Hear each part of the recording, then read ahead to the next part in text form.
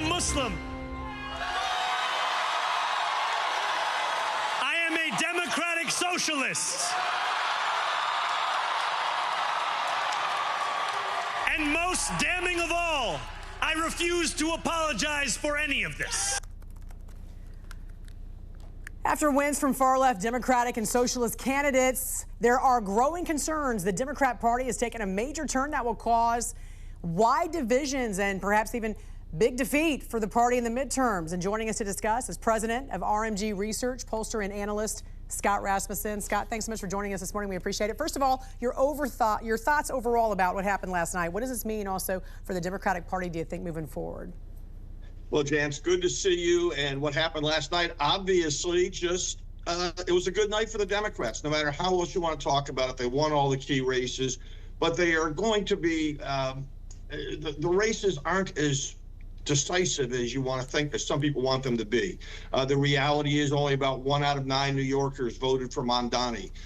The state races in New Jersey and Virginia, those are Democratic states. So it was a good night. The Democrats outperformed expectations a little bit, especially in New Jersey.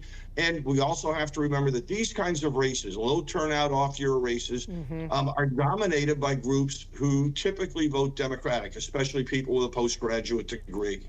Also, we have a historic government shutdown. How much did that play into a voter's decision yesterday?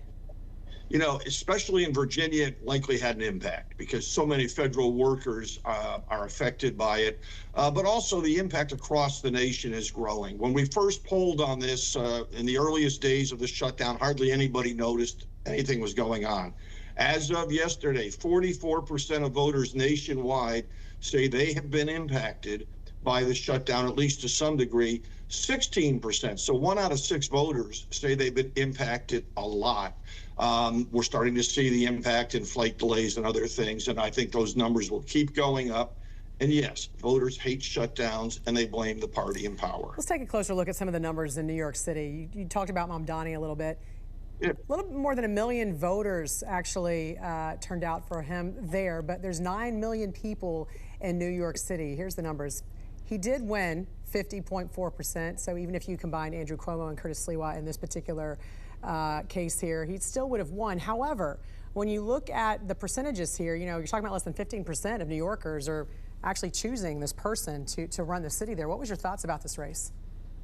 You know, this whole race, reading about it has just made me roll my eyes all the time. First of all, why did Mamdani win? Well, partly because he ran a good campaign.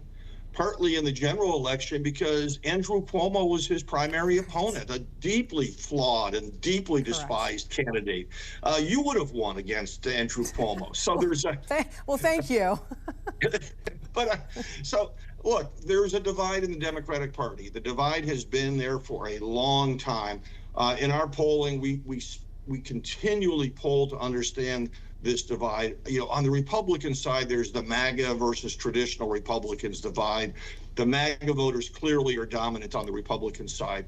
But in the Democrats, there's the moderate, there's the Chuck Schumer wing, the old school Democrats, and then there's the new rising progressive Democrats.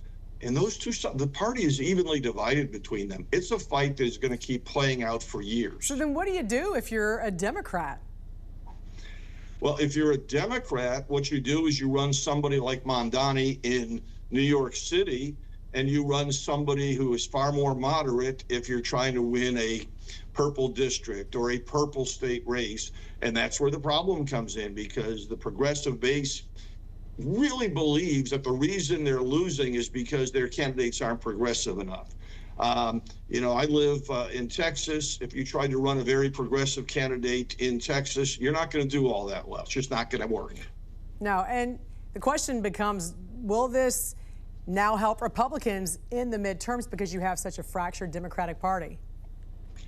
To some degree, but James Carville said it in 1992, and it's still true today. It's the economy, stupid. Yeah. The most important factor in determining how the midterms will turn out is going to be the economy next year.